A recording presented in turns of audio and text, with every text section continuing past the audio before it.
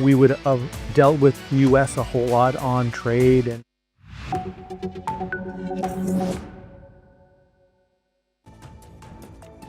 deadly US airstrikes in Nigeria, Trump's claim of religious persecution, deteriorating security situation, and mass kidnappings that shook the world. Here is what is going on in Nigeria.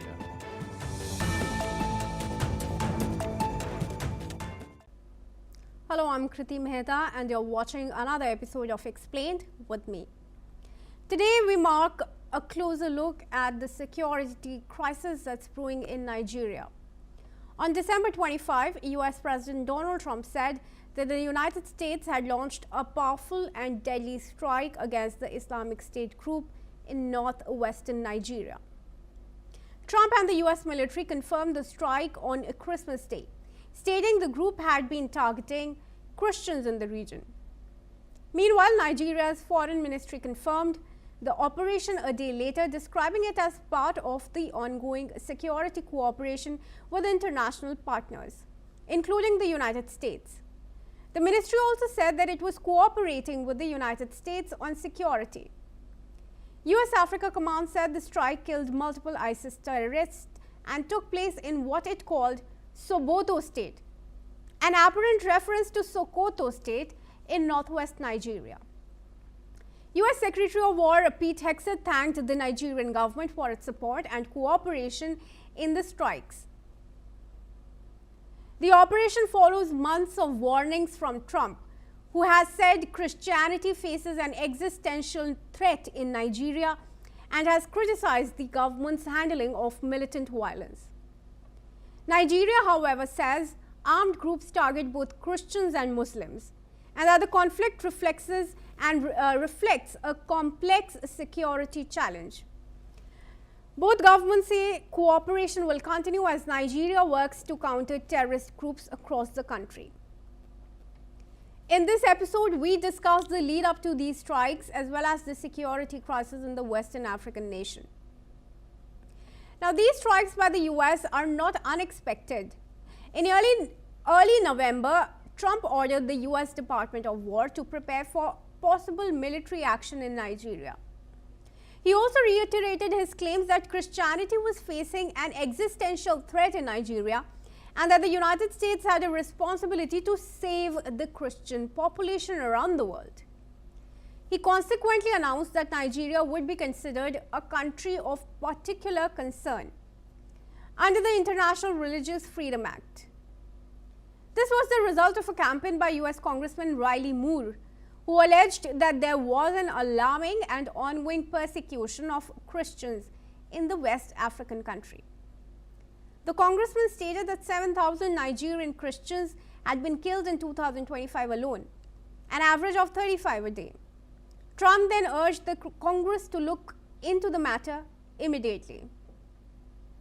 Christianity is facing an existential threat in Nigeria. Thousands and thousands of Christians are being killed. Radical Islamists are responsible for this mass slaughter. I am hereby making Nigeria a country of particular concern. That's a legal definition. When the Christians or any such group is slaughtered, like is happening in Nigeria, 3,100 versus 4,476 worldwide. What horrible numbers. Something has to be done. I am asking Congressman Riley Moore, together with Chairman Tom Cole and the House Appropriations Committee, to immediately look into this matter and to report back to me.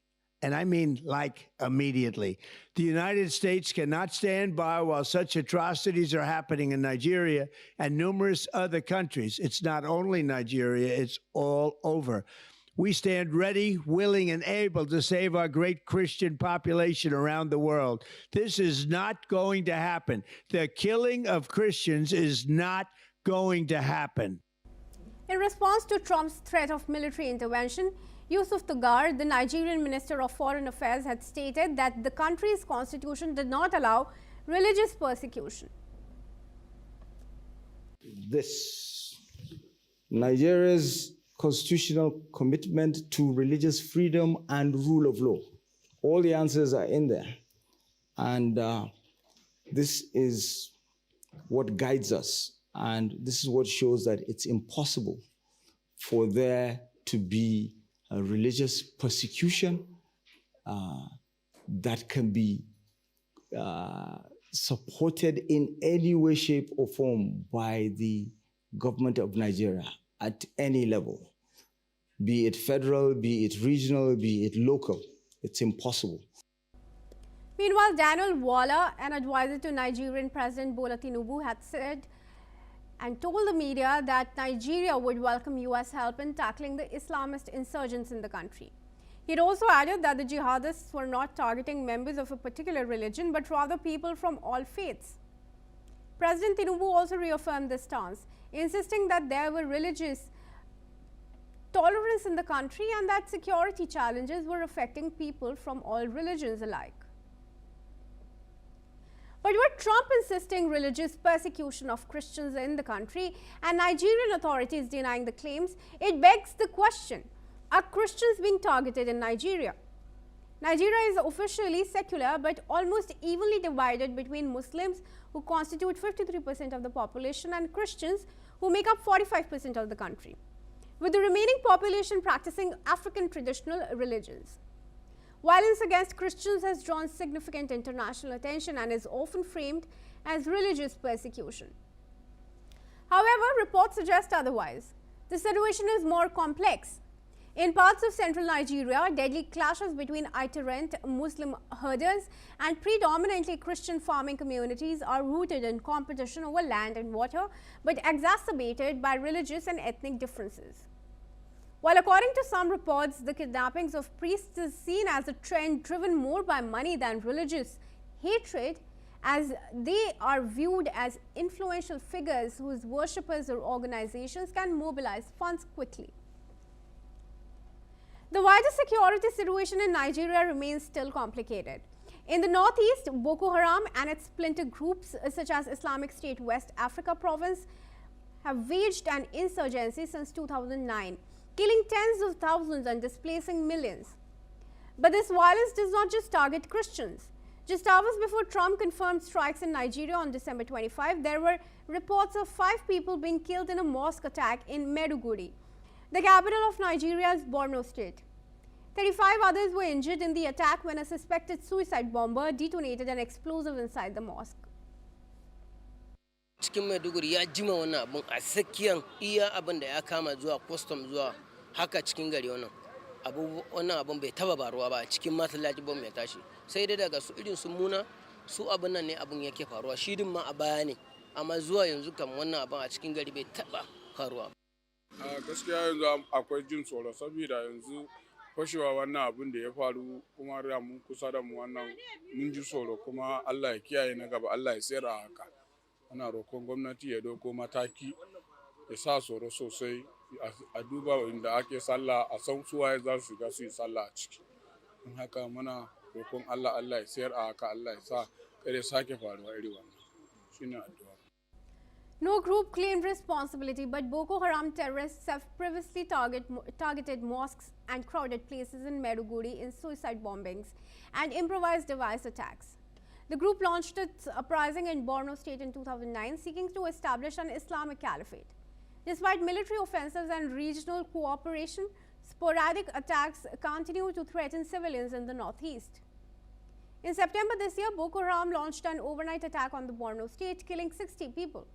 Borno has been at the center of a 15-year insurgency by the terrorist group, which has forced more than 2 million people to flee their homes and killed more than 40,000.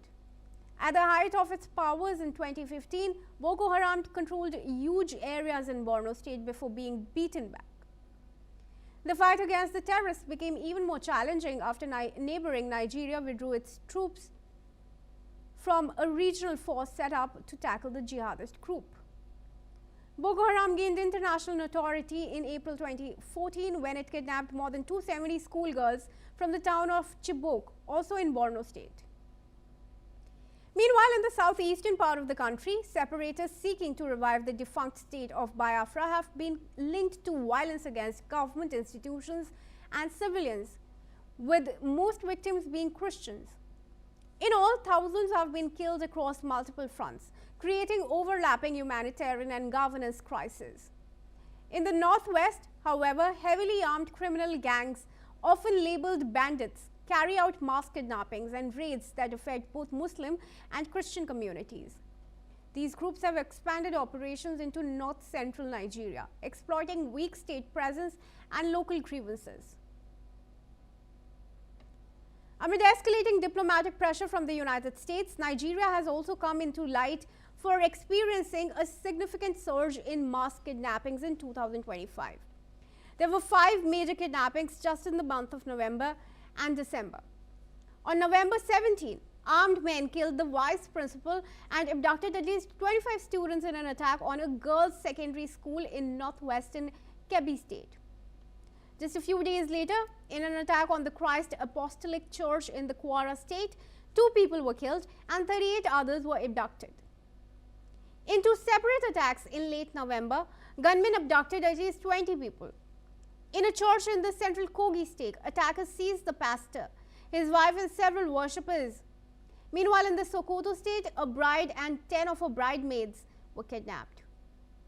This week, armed men kidnapped 28 people traveling to an annual Islamic event in Nigeria's Central Plateau state. However, the largest abduction this year was the one at St. Mary's Catholic School in the Niger state on November 21, when armed gunmen seized over 300 students and 12 staff members. On December 22, a final group of 130 abducted children was freed by the government. 100 students were released on December 8, while 50 pupils escaped in the immediate hours after they were kidnapped.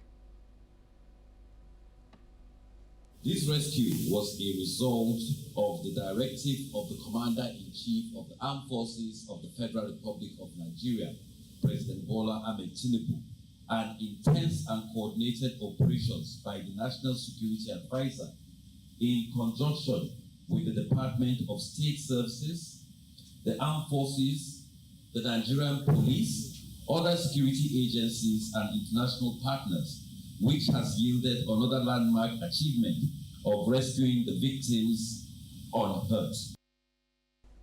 Today, Nigeria faces overlapping security crises, including attacks by armed groups, bandits targeting farmers and rural communities, widespread kidnappings, separatist agitations, and deadly communal clashes between predominantly Muslim pastoral herders and mostly Christian farming communities of various ethnic groups. Successive Nigerian governments have struggled to contain these threats, and security forces are stretched thin across multiple fronts. Security forces remain severely understaffed, overstretched, and deployed across vast and difficult terrain, leaving communities and schools exposed to attacks. Poor intelligence sharing limit surveillance capacity, and weak use of technology have allowed insurgents and bandits to move freely and strike with little warnings. Failures in communication, coordination, and community engagement have further undermined operations, enabling groups like Boko Haram to overrun outposts and carry out mass abductions. As violence continues to plague multiple regions, Nigeria now faces growing pressure at home and abroad to show results on security. With cooperation with the United States, deepening the government's next steps could shape both the conflict and its global relations. For now, that's all we have time for. Do keep watching NewsX World for more news updates from around the world.